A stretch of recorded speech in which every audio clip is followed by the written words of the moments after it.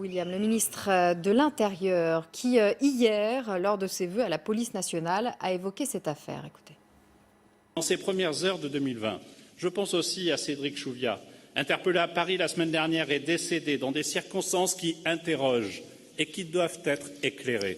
Je le répéterai aussi longtemps qu'il le faudra. S'il y a un soupçon, il y aura une enquête. S'il y a une faute, il y aura une sanction. On en parle avec vous, Yves Lefebvre, secrétaire général du syndicat SGP Police FO. Depuis le déclenchement de cette affaire et certains actes en marge de récentes manifestations, la police est pointée du doigt. Le ministre de l'Intérieur lui-même vous appelant à plusieurs reprises ces derniers jours à un devoir d'exemplarité.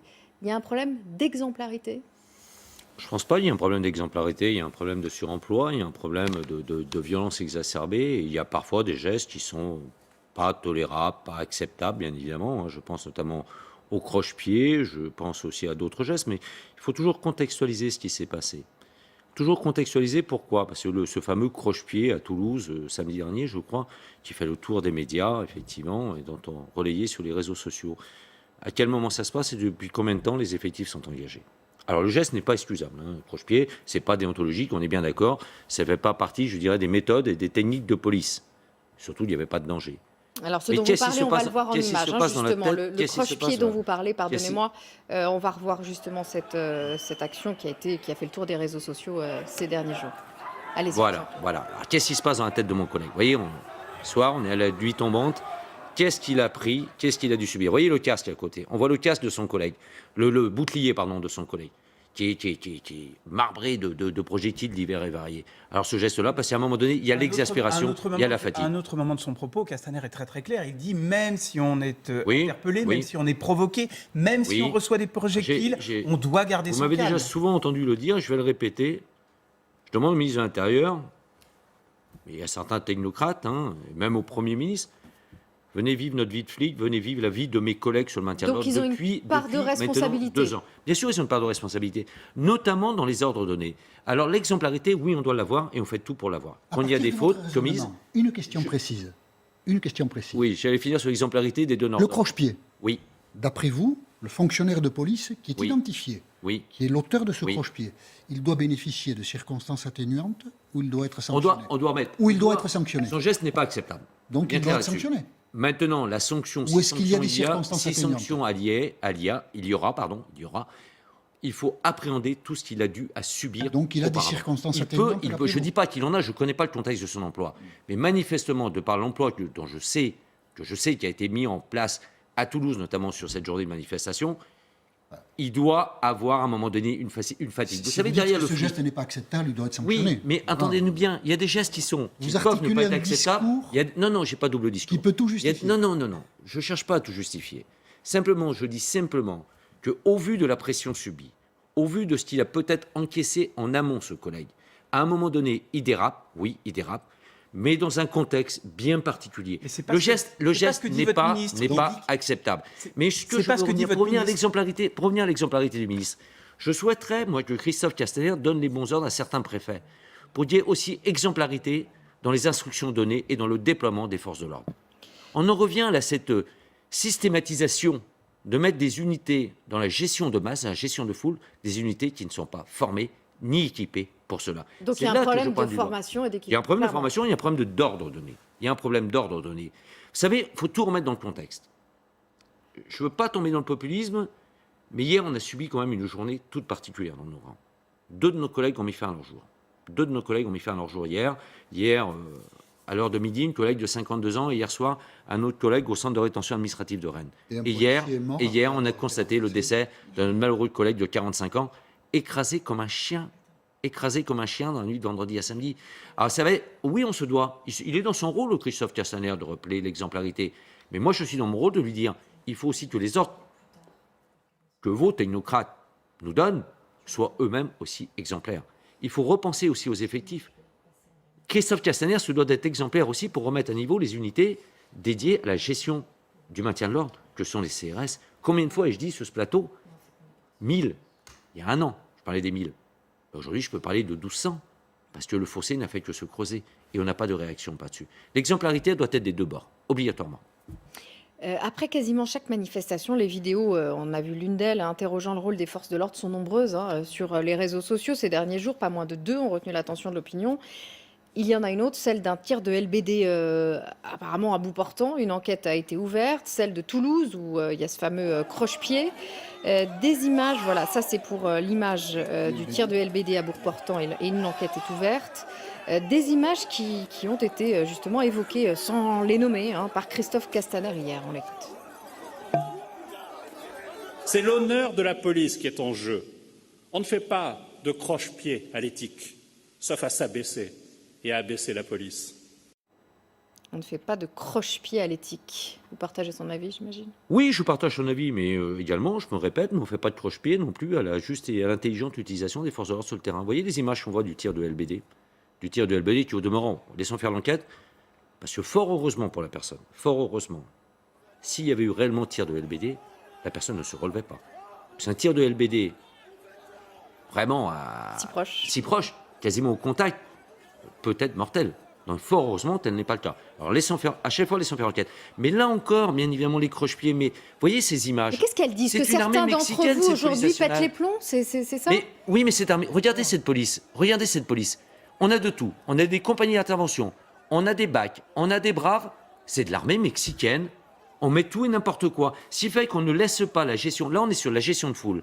Les braves et les BAC doivent être dédiés exclusivement à l'interpellation. Ce qu'on appelle que numéro le saute dessus. Donc vous sous-entendez qu'il y a des personnes qui sont là sur le terrain, mais qui ne sont pas formées pour ça, donc c'est pas le métier de gérer la foule. Elles sont là parce qu'on leur donne l'ordre d'être là. C'est le problème, ce sont les ordres donnés. C'est grave ce que vous dites quand même. C'est grave, mais j'assume pleinement. Je l'ai dit samedi par message à Christophe Castaner. J'ai échangé par téléphone avec Laurent Nunez. Aux deux, j'ai eu le même discours. Attention, messieurs. Si on continue à envoyer des unités dédiées à l'interpellation, à la gestion de masse, on aura d'autres incidents bien plus graves. Qu'est-ce qu'ils vous répondent? Vous dites on a échangé avec. Oui, effectivement, il y a un problème. Ils vous disent ça? Laurent Nunez me dit oui, effectivement, vous avez raison, il y a un problème. Il faut qu'on remédie à ça. Et hier, j'attendais de Christophe Castaner une partie de ce discours, qui d'ailleurs, au demeurant, il nous fait un copier-coller du préfet Maurice Grimaud en mai 68. Après 25 jours de grève en mai 68. Là, on est rendu à 2 ans. On a Laurent El Khomri et autres. Bon, il avait expliqué que quand quelqu'un est à terre, c'est une... Voilà, exactement. Bon, quand quelqu'un est à terre? Quand quelqu'un est à terre et qu'on le tape, c'est sur la police et sur le citoyen qu'on tape. Mais ça, c'était au bout du 25e jour en mai 68. Et on n'avait pas, heureusement pour mes collègues de mai 68, on n'avait pas tous les réseaux sociaux d'aujourd'hui. Mais à côté de ça, le problème, c'est, pour revenir à votre question... Il y a trop de photos et trop d'images. Il y a beaucoup trop de photos et trop d'images. J'aimerais aussi que Christophe Castaner... C'est curieux de vous entendre... Enfin, c'est pas curieux de vous entendre dire ça, mais c'est intéressant plutôt. Mais j'aimerais aussi que Christophe Castaner ait la même exemplarité pour faire poursuivre ce dont on a vu à plusieurs reprises sur des chaînes de TV, se hisser sur la pointe des pieds et cracher à plusieurs reprises à la figure des flics. J'aimerais que Christophe Castaner, l'exemplarité, elle s'impose aux forces de l'ordre. On aimerait aussi que les enquêtes de l'IGPN aillent un peu plus vite et soient un peu plus en transparence. J'ai l'impression que les enquêtes de l'IGPN, il y a 3 défauts. On dit qu'elles sont trop lentes, qu'elles manquent de transparence dans le processus d'enquête et qu'il y a un soupçon de mensuétude à l'égard de la police. C'est les 3 reproches qui sont faits aux enquêtes de l'IGPN. Qu'elle soit trop longue, je considère que ça ne fait qu'alimenter la défiance à l'encontre des forces de l'ordre, le fait qu'elle soit trop longue. Mais le problème, c'est qu'il manque d'effectifs à l'IGPN. Le deuxième, la mansuétude, j'y crois pas un seul instant. Pas de mansuétude de la part du IGPN. Beaucoup d'objectivité de la part de l'IGPN. Qu'elle soit trop longue, oui, effectivement, manque d'effectifs de l'IGPN pour le faire. Ça, c'est aussi une certitude. C'est pas qu'un manque d'effectifs, on ne comprend pas. Vous voyez, par exemple, la scène qui conduit Jérôme Rodriguez à perdre son œil, ça se passe à la Bastille. Il y a une quantité de caméras qui ont filmé la scène, c'est-à-dire des caméras fixes qui appartiennent, par exemple, à la ville de Paris ou à d'autres institutions. En 15 jours, 3 semaines, 1 mois, vous avez fait la vision des images, interrogé les témoins puisqu'on sait quelle est la compagnie de policiers qui était là. Et puis, vous avez le résultat. Ce n'est pas parce qu'il manque d'effectifs. Quelque part, ça bloque. Est-ce qu'il y a une protection de la police? Est-ce que c'est le ministre ou le ministère ou le cabinet du ministre qui demande à ce que le résultat des investigations des gens de l'IGPN ne soit pas public? Il y a un problème. Non, il n'y a pas de protection. C'est pas un manque d'effectifs. Qui plus est, si, il y a un manque d'effectifs, je peux vous assurer. Non, mais pas sur cette affaire-là, par exemple. Ça s'est passé en février l'année dernière. Ils sont 280, je crois, c'est ça. Oui, mais enfin, il n'y a pas que les affaires des Gilets jaunes, il n'y a pas que ça. Il y a toutes les affaires disciplinaires en cours, parce que n'oublions jamais que nous sommes le segment de la fonction publique le plus sanctionné quand même. On vous entend, parce qu'on vous reçoit régulièrement dans cette émission depuis 2 ans, Yves Lefebvre. Je vous entends au sujet de Christophe Castaner être beaucoup plus rude à son égard. Oui, complètement, oui, complètement. Christophe Castaner, j'ai le sentiment qu'il est en train de nous la faire un peu à l'envers depuis un moment. Il nous l'a fait à l'envers, là, dans ses positions, je peux le comprendre, mais il faut aussi contextualiser. Qu'il le dise, il est dans son rôle. Là, je ne remets pas en cause ça. Mais j'aimerais j'aurais souhaité qu'il puisse compléter son propos avec aussi l'exemplarité des ordres qui doivent nous être donnés et aussi l'exemplarité des poursuites de la justice à l'encontre de ceux, si elles doivent être exemplaires contre les flics, elles doivent être aussi contre les agresseurs de flics. Ce qui n'est loin d'être le cas, permettez-moi de le constater. Donc vous ne vous sentez pas assez soutenu par vos ministres. Et qui plus est, aujourd'hui, on est en train un peu d'oublier le conflit social qui nous anime depuis 41 jours. Moi, je suis toujours en conflit social. Je l'étais un peu moins le 12 décembre, quand Christophe Castaner et Jean-Paul Delevoye, le haut-commissaire aux retraites de l'époque, m'ont affirmé ce jour-là que gendarmes et policiers, nous allions être traités de la même façon. J'avais du mal à digérer que la génération, à partir de la génération 85, allait, non pas être sacrifiée, mais allait être soumise au régime à point. À Force ouvrière, on est opposé au régime à point. Ça, tout le monde le sait. Mais depuis lors, à travers les propos de Madame la ministre de la Défense, il y a un distinguo. C'est-à-dire que les gendarmes, on ne les touche pas. Les gendarmes, aujourd'hui, un gendarme en activité aujourd'hui, quelle que soit son année de naissance, restera au système des retraites que nous connaissons depuis Vous demandez la même chose, quoi. Et je demande la même chose. Et Christophe Castaner me dit, vous faites le même métier, mais in fine, je ne peux pas vous le faire. Ne perdons jamais de vue le rapport de l'inspection générale de l'administration au moment de l'intégration de la gendarmerie sous l'autorité du ministère de l'Intérieur. Ce rapport de l'IGA, qui n'a jamais été démenti depuis, parlait de plus de 90% de similitude dans le métier entre les policiers et les gendarmes. Pourquoi ces 90% ne sont pas respectés dans notre donc vous allez vous remettre en grève? Aujourd'hui, je suis toujours en intersyndical. Je pense sérieusement durcir le ton. S'il est hors de question qu'aujourd'hui, un seul instant, nous ne soyons pas traités comme nos collègues gendarmes. Ce qu'on appelle communément la clause de grand-père l'aurait appliquée, elle doit nous être appliquée à nous aussi, policiers. Christophe Castaner, il doit recevoir dans un quart d'heure maintenant les proches de Cédric Chouviat. Ce qui est intéressant, c'est que la femme, l'enquête est en cours, je le rappelle, la femme de Cédric Chouviat, elle dit vouloir, je la cite, faire de cette bavure policière un prétexte au changement. Il y a un problème à la source, un problème de formation des policiers.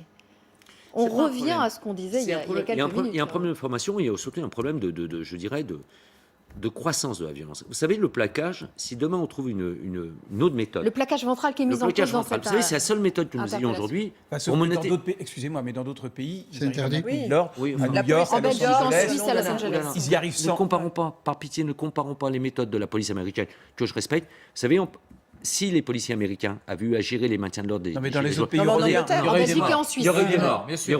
Dans les autres pays européens, parce qu'il y a un respect de la police, ce qui n'est plus le cas. On n'est pas dans la même méthode. Là, en l'occurrence, moi, bien évidemment, je regrette et je m'associe à la peine de ses proches. Ça, c'est déjà... La mort d'un homme est toujours, par définition, dramatique. Dans de telles situations, c'est dramatique. Mes collègues, ce jour-là, laissant faire l'enquête, et s'il y a eu des fautes de constater, prouvées par l'enquête, effectivement, il devrait y avoir une suite judiciaire à donner. Mais le plaquage ventral aujourd'hui, pour menotter quelqu'un, on n'a pas d'autre moyen. Quand vous voulez menotter quelqu'un, que vous devez menotter, à un moment donné, c'est le seul moyen, je dirais, de neutralisation coercitive. Effectivement, c'est le plaquage ventral. Si demain on nous invente une nouvelle technique, je veux très bien, mais vous savez, aujourd'hui, le flic, il y a quelque temps, il pouvait appréhender, il y avait le respect du policier, vous le disiez, et des méthodes d'interpellation beaucoup plus soft. Aujourd'hui, on arrive systématiquement au contact, on arrive à la bagarre de rue. Le flic, aujourd'hui, est amené à se battre quasiment au quotidien, comme dans les bagarres de rue, et quasiment comme entre voyous. Et ça, ce n'est plus acceptable parce qu'il y a une défiance aussi vis-à-vis. Vous n'avez pas l'impression que le politique vous a mis dans une situation où on oppose justement la police au peuple et qu'on est dans une escalade? Oui. Qu'est-ce qu'il faudrait faire? Vous savez, aujourd'hui, c'est j'ai l'impression que le politique, aujourd'hui, s'est servi de nous. C'est pas un sentiment, une impression. C'est un constat en ce qui me concerne.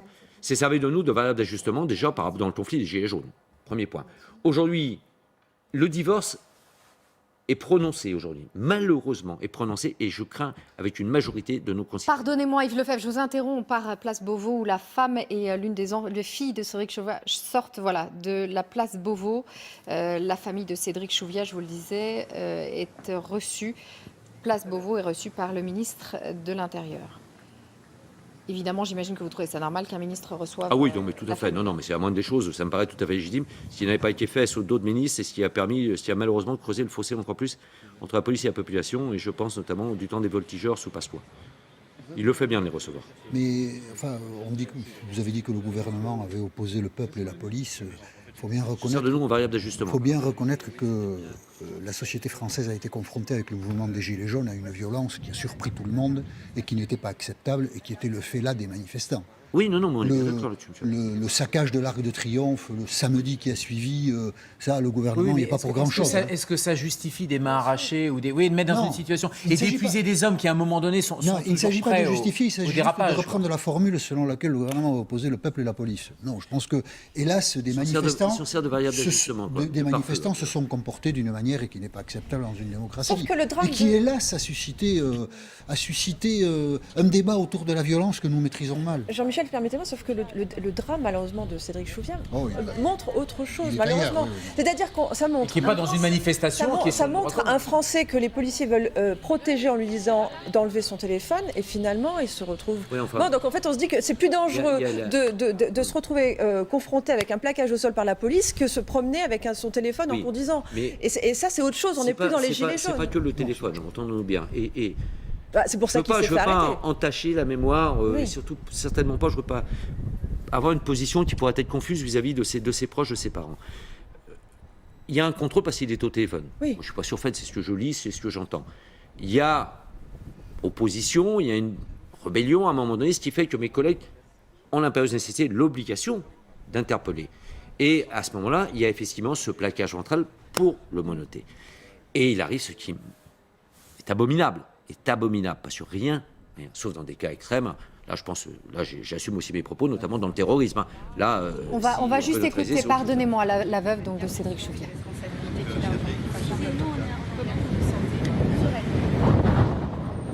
Pardonnez-nous pour la mauvaise qualité du son. Le vent nous empêche de l'entendre. Vous voyez la femme donc, de Cédric Chouviat, les enfants, le père de Cédric Chouviat et leur avocat, Maître Bourdon, entrer au ministère de l'Intérieur où ils vont être reçus par Christophe Castaner. Est-ce que dans ce cas-là, on n'aurait pas intérêt, pour revenir à la longueur des enquêtes IGPN, est-ce que ça aille très très vite, puisque mais là, il là, faut que ça aille on a très, très vite, quasiment hein. tous les Non, éléments, tout à fait. puisqu'il y a les caméras des policiers, il y a le téléphone portable Là, je vous rejoins pleinement. Il faut plus vite ça ira, mieux ce sera. C'est pour ça que j'insistais bien tout à l'heure, vous m'avez posé la question, savoir si j'étais d'accord avec Christophe Castaner. Oui.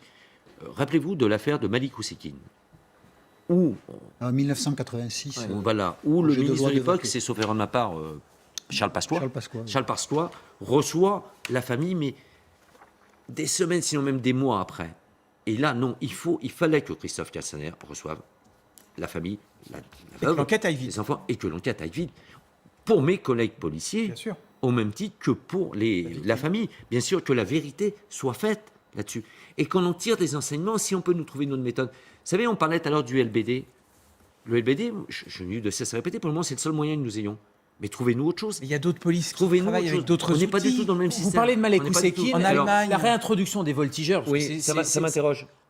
Moi, ça m'interroge aussi quand je vois leur méthode d'action. Ça m'interroge. Parce que vous On n'est pas récupérez loin. aux urgences Mais parce que des je récupère blessés des gens graves. et Ça m'interroge. notamment il y a bien sûr. quelques semaines quelqu'un bien qui sûr. avait été On n'est pas dans les manifestement voltigeurs. interpellé avec On- un bras on fracturé, n'est avec pas- une on n'est force pas- et une technique Oui. qui On est n'est pas dans indigne les- de la police. Les voltigeurs, c'était à l'époque des motos de petite cylindrée. On mettait Ouais. un motard ou un conducteur et derrière quelqu'un avec quasiment des manches de pioche à l'époque. C'était ça. Et on descendait et ça arrosait.